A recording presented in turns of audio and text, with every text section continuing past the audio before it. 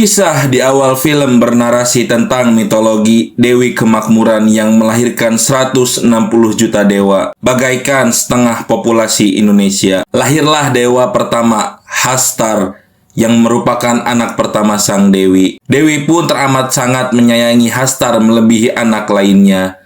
Namun, Hastar berbuat keserakahan hingga semua anak Dewi lain menyerangnya. Hastar mengalami kekalahan dan meminta pertolongan ibunya dengan syarat bahwa Hastar akan dilupakan seluruh makhluk dan namanya dihapus di kitab manapun. Dewi pun mengabulkan permohonan Hastar. Berlatar di Maharashtra, India Barat, tepatnya di desa Tumban, seorang wanita mendatangi pria tua bernama Sarkar. Di sana, ia harus melayani nafsu bejat si kakek yang menjanjikan koin emas milik Hastar. Wanita itu meminta agar Sarkar lebih cepat, atau ia terlambat memberi makan nenek moyang Sarkar yang diazab ratusan tahun. Begitu juga dengan desanya, karena si nenek tua itu telah membuat kuil khusus Dewa Hastar, serta mengundang murka Tuhan, dan si nenek itu tinggal di sebuah bangunan besar. Scenes berpindah pada dua orang bocil yang berlari ke bangunan besar. Yang pertama ada Sinayak, si kakak, dan yang kedua ada Sadafis, si adik. Si adik bertanya, "Abang, kalau ibu terlambat bagaimana?" Tanpa berpikir panjang, si kakak segera masuk ke dalam dengan si adik. Rupanya ia berinisiatif untuk memasak, lalu menyuruh adiknya memberi makan si nenek. Di waktu yang tepat, ibu mereka pun datang dan memarahi Sinayak.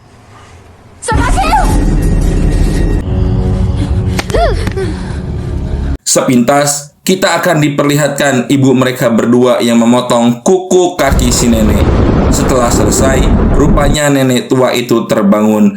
Kemudian ibu Sinayak berkata, "Tidurlah, atau Hastar akan datang padamu." Di keesokan paginya, Sarkar si pria tua itu rupanya menemui kematiannya. Di saat itu juga, ibu dari bocil tadi memutuskan untuk pergi ke desa Pune. Di luar mansion, Sadafis yang berada di atas pohon terjatuh. Sinayak memeriksa keadaannya. Lantas ia pun berteriak.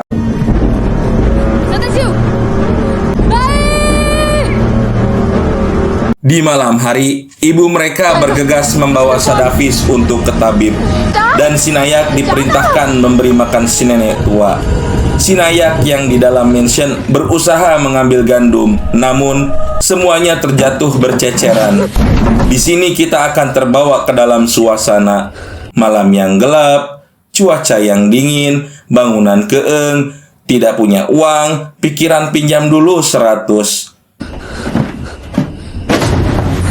Dalam kondisi panik, Sinayak mendengar nenek itu bangun. Nenek itu pun meminta dibukakan pintunya. Sinayak yang tergiur akan harta karun Hastar membuka pintu tersebut. Dan tiba-tiba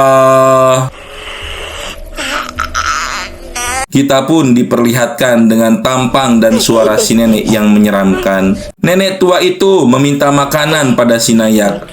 Sinayak berusaha memasak sambil mengingat pesan ibunya. Lagi-lagi kita akan dibuat kaget. Nenek itu bangkit dari ruangannya dan menarik Sinayak untuk menyantapnya.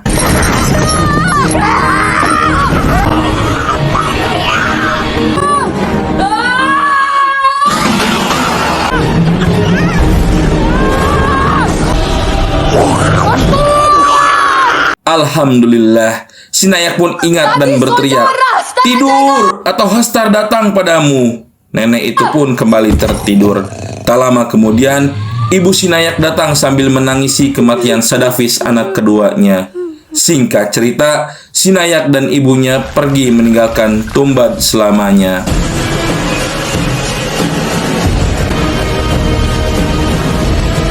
Sekian tahun berlalu, siapa sangka Sinayak kembali ke desa Tumban. Di sepanjang film, kita disuguhkan dengan suasana hujan.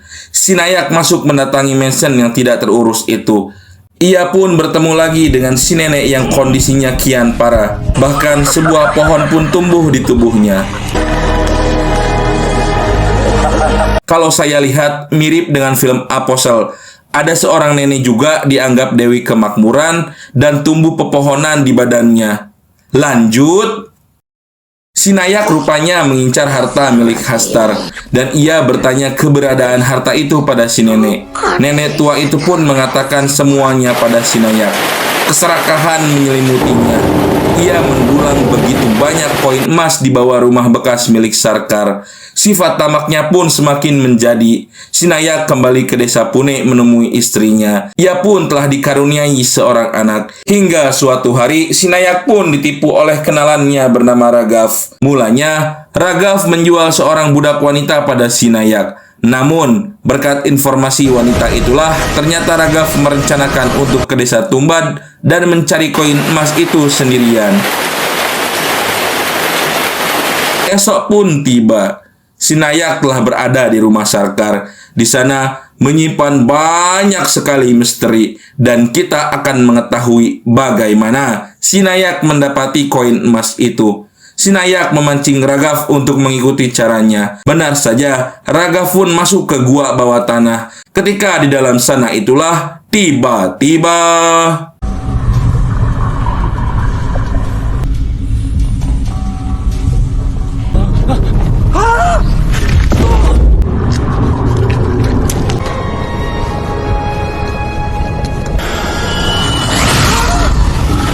naas, Ragav ditarik oleh suatu entitas makhluk gaib. Tak lama kemudian, Sinayak masuk dan dari sinilah kita mengetahui dari mana asal muasal koin tersebut.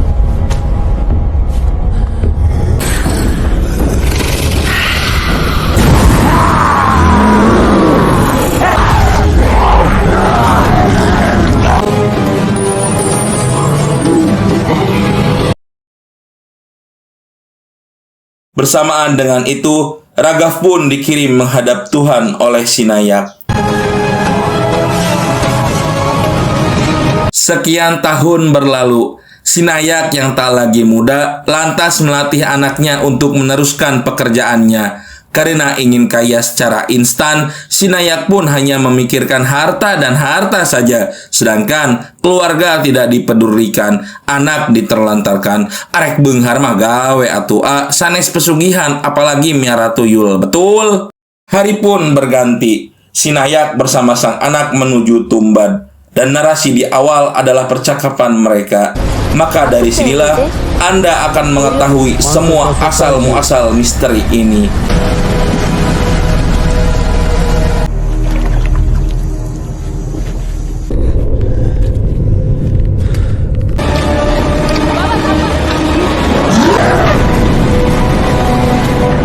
Dan entitas makhluk gaib rupanya adalah wujud Dewa Hastar yang disembunyikan sang Dewi. Sinayak dan anaknya kembali ke Pune. Ternyata Pandurang anak Sinayak juga mewarisi sifat rakus bak ayahnya. Like father, like son. Itulah pepatah yang tepat. Di sana Pandurang berkata padanya, "Ayah, mengapa kita tidak mencuri cawat berisi koin itu pada Hastar?" Adegan pun berpindah. Mereka berdua bersiap. Sinayak dan Pandurang, mereka membuat banyak sekali boneka tepung untuk mengelabuhi Hastar yang selalu lapar. Tidak lupa juga, mereka menaburi biji-bijian penangkal Hastar. Di luar prediksi BMKG, Sinayak yang menyiapkan 2 boneka tepung itu terkejut. Dan tiba-tiba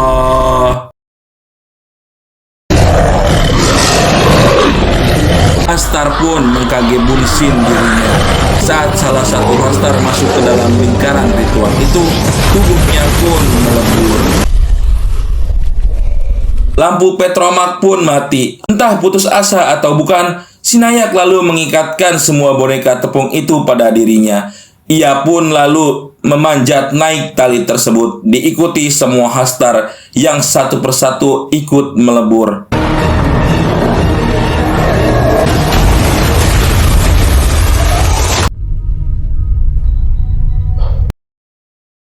Pandurang telah berada di atas. Ia keluar dari sana. Namun ia terkejut dengan sosok ayahnya yang masih hidup dan terkena kutukan hastar. Sinayak menyuruh Pandurang mengambil cawatnya, akan tetapi ia menolaknya.